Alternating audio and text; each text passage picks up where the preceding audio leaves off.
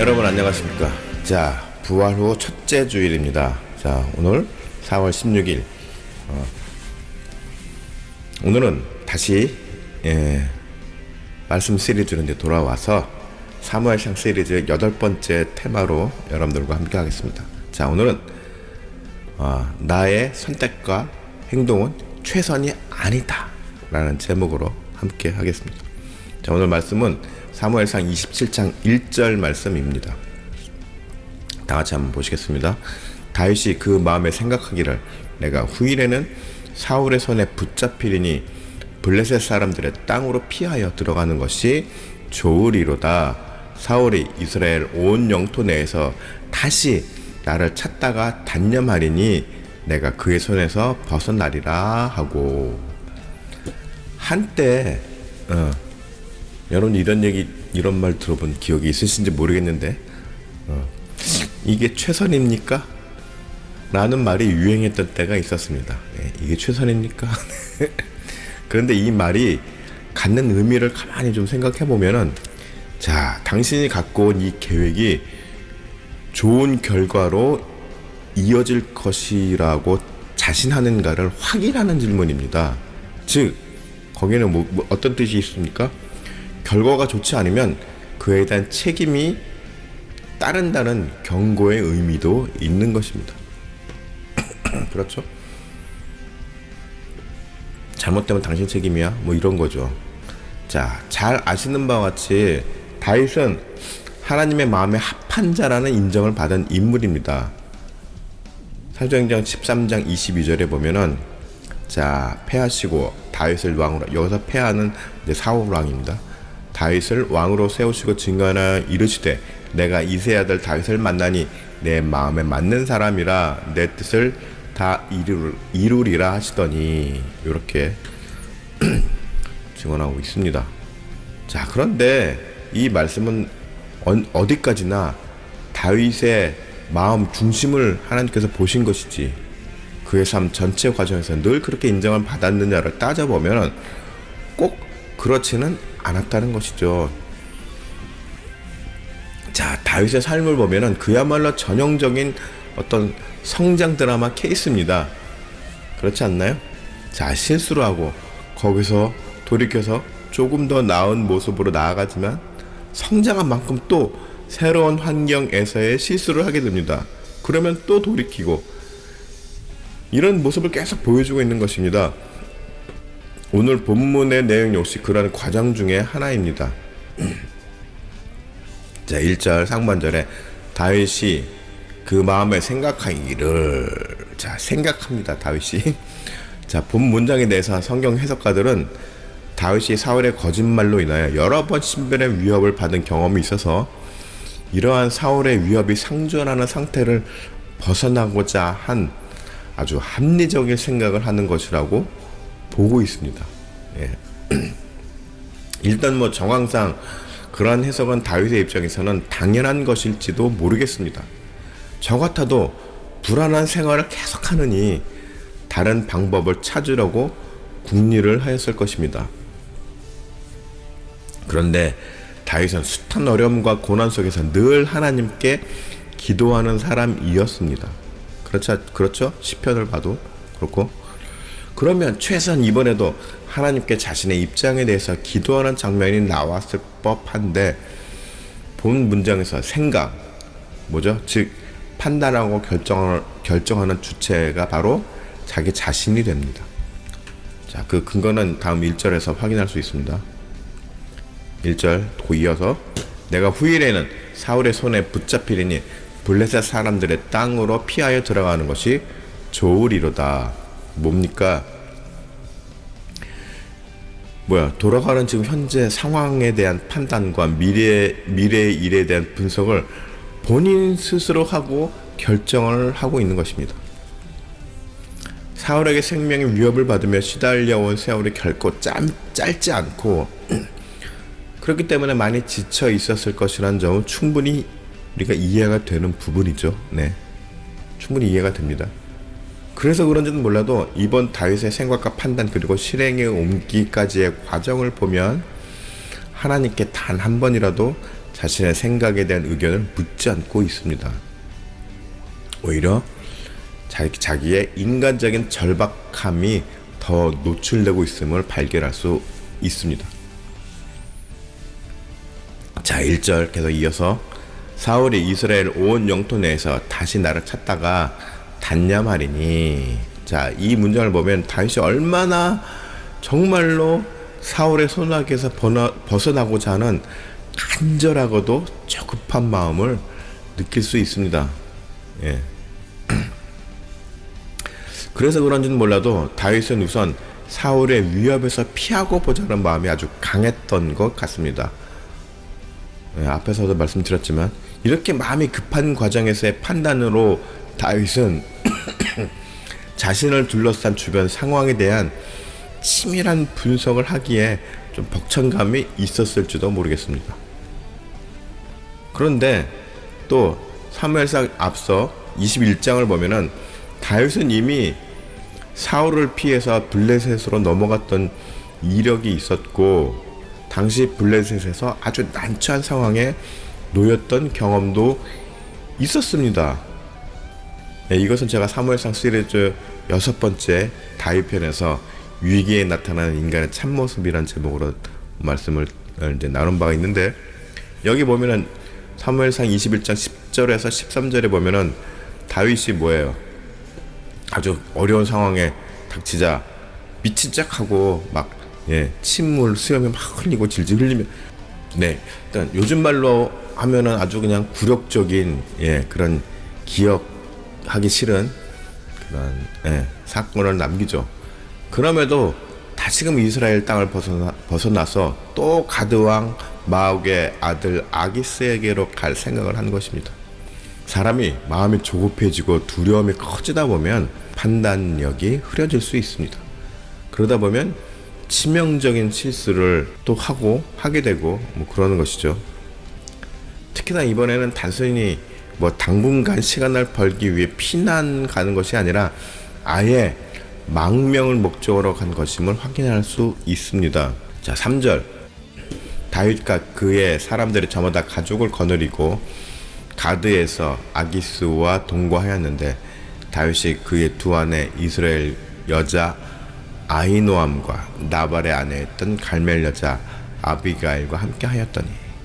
제가 망명이라고 표현하였는데 성경 해석서를 보면은 다윗이 21장에서는 몇몇 수하만 데리고 떠난 것에 비해서 이번에는 정착할 목적으로 온 식솔들을 데리고 떠났다고 보고 있습니다. 그럼 이제 이 시점에서 우리는 생각을 하게 됩니다. 다윗은 하나님의 기름 부음 받은 사람으로 이스라엘의 지도자가 될 사람입니다. 그렇게 선택을 받은 사람이죠. 그런데 그런 그가 조국을 버리고 적국인 블레셋 땅으로 망명길에 오르고자 하는 것입니다. 이것은 하나님의 뜻이 아니죠. 왜냐하면 하나님께서 다윗을 지도자로 선택하였는데 다윗이 자신의 판단으로 하나님의 선택에서 멀어지고자 하는 것이기 때문입니다. 그럼 과연 다윗은 그렇게 망명길에 오르면서 자신이 하나님께 기름 부음 받은 것을 한 번쯤 고민하지 않았을까요? 다윗의 망명은 아기스에게 구속받는 처지가 되는 입장이 되기 때문입니다. 12절. 아기스가 다윗을 믿고 말하기를 다윗이 자기 백성 이스라엘에게 심히 미움을 받게 되었으니 그는 영원히 내 부하가 되리라고 생각하니라. 자, 비록 다윗이 이스라엘의 적국인 블레셋 땅으로 망명을 하였지만 그래도 블레셋 편으로 완전히 돌아서서 이스라엘을 대적하는 일에는 나서지 않았습니다. 오히려 드러나지 않게 이스라엘에게 유익이 되는 활동을 하게 됩니다.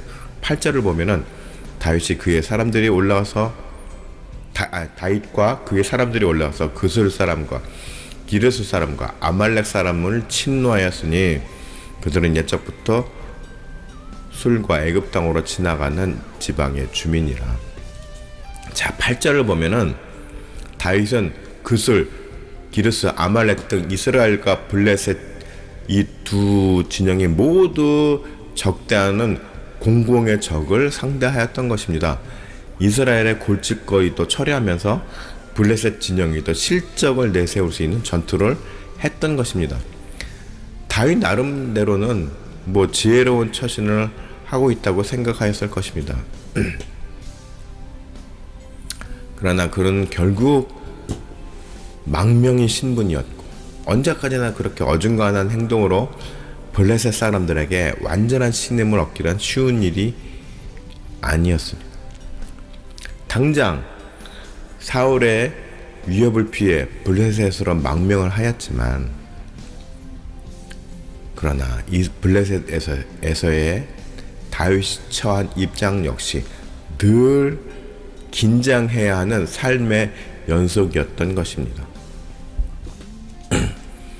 하나님의 지혜와 능력의 보호 아래 있는 것과 자기 자신의 능력과 판단을 의지해서 사는 것의 차이점이 바로 여기에서 나오게 되는 것임을 우리는 깨달아야 합니다. 1절 계속 이어서 내가 그의 손에서 벗어나리라 하고, 오늘 말씀인 사무엘상 27장을 보면은 다윗이 스스로 내린 망명 결정이 결코 그를 안전한 환경으로 이끌어주지 못하였습니다.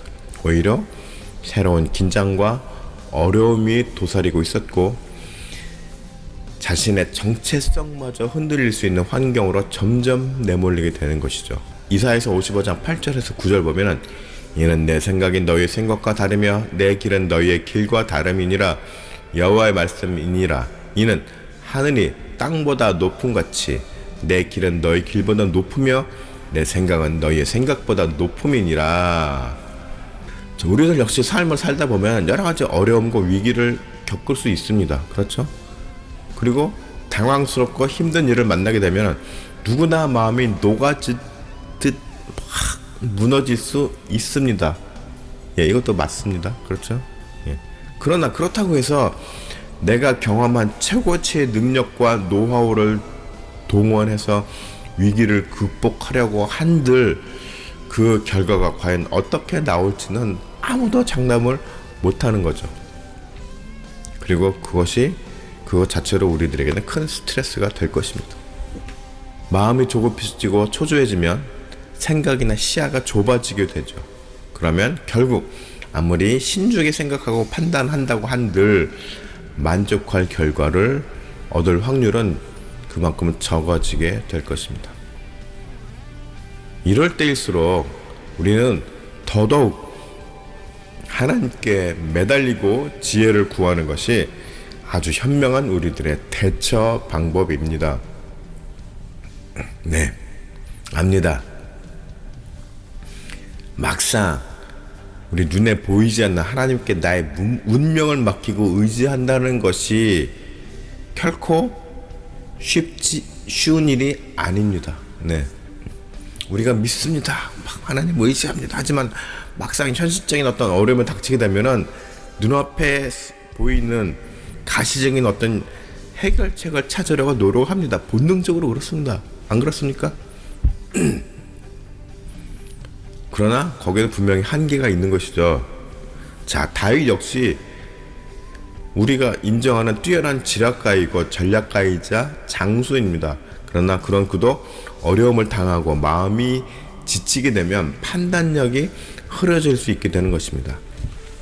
자, 하나님을 의지하는 것이 너무나도 현실성이 없어 보이고 무책임하게 느껴지고 불안한가요? 그리스도인들을 보면은 굉장히 그냥 기도만 하고 아무것도 하지 않는 것 같은 어떤 사람들을 보면은 굉장히 무능해 보이지 않습니까? 너무 책임감이 없어 보이고 뭐 하나님께 기도만 하면 다야? 그러면 뭐 저절로 풀려 일이?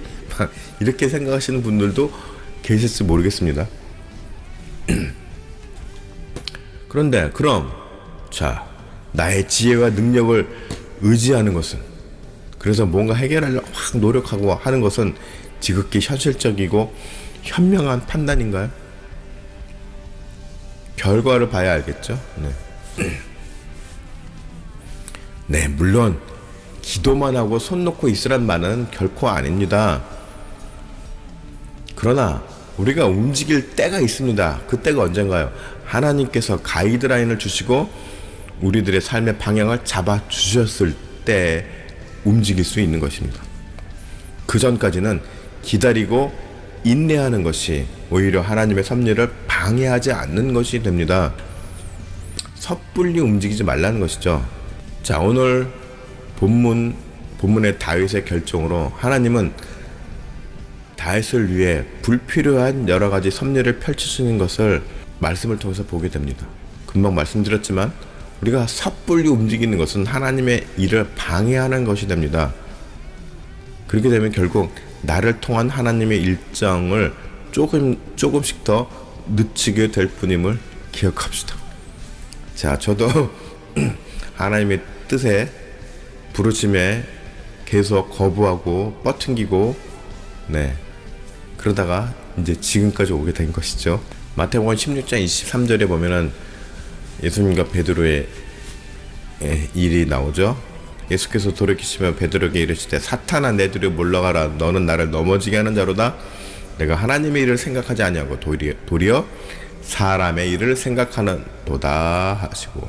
자, 우리가 고민하고 우리가 막 분주하게 움직이면서 계획을 짜서 그것을 아주 현실성 있게 추진하는 것은 어떤 일이요? 사람의 일이라는 것을 우리는 기억해야 합니다. 자, 박영선 목사님의 설교 말씀 중에 굉장히 제가 존경하는 목사님 중에 한 분이신데 그분께서 겸손에 대한 말씀을 하신 것이 기억에 있습니다. 자, 어떤 말씀을 하셨냐면은 겸손은 아무리 노력해도 생기지 않습니다. 겸손을 우리가 떨 수는 있어도 겸손해지지 않습니다. 겸손은 언제 생기냐면 자기가 사람들 앞에 제일 못났다는 치명적인 실수를 골백 번 해야 생깁니다. 세상에 미워하거나 경멸할 사람이 없다는 것을 알게 되면 겸손해집니다. 하나님은 우리가 완성되기를 바라십니다. 라는 말씀을 하신 적이 있는데 굉장히 마음에 아주 공감이 되었습니다. 이사야서 29장 19절에도 이런 말씀이 있습니다. 겸손한 자에게 여호와로 말미암아 기쁨이 더하겠고 사람 중 가난한 자가 이스라엘의 거룩하신 이로 말미암아 즐거워하리니. 결국 박영선 목사님의 이 겸손에 대한 정의도 이런 말씀을 근거로 해서 나온 것이죠. 나의 생각과 주장을 버리고 하나님께 모든 것을 맡긴다는 것은 참 쉽지 않은 일입니다. 특히 많이 배우고 공부하고 똑똑하고 잘난 사람일수록 더더욱 그럴 수 있습니다. 그렇죠? 나의 주장과 생각을 버리고 하나님께 맡기는 것은 맡길 수 있을 때는 언제냐? 주님의 실체를 인정하고 그 앞에서 정말로 겸손해져야만이 가능한 일일 것입니다. 하나님의 실체를, 하나님의 실존하심을 내가 인정하고 그 앞에 무릎을 꿇어야 한다는 말입니다. 여러분들 모두 주님께 나의 모든 주파수를 맞추고 겸손히 그분의 뜻을 구하며 나의 판단이 아닌 주님께서 주시는 방향과 길을 신뢰하며 나아가는 그런 아주 현명한 성도들이 되시기를 축복합니다.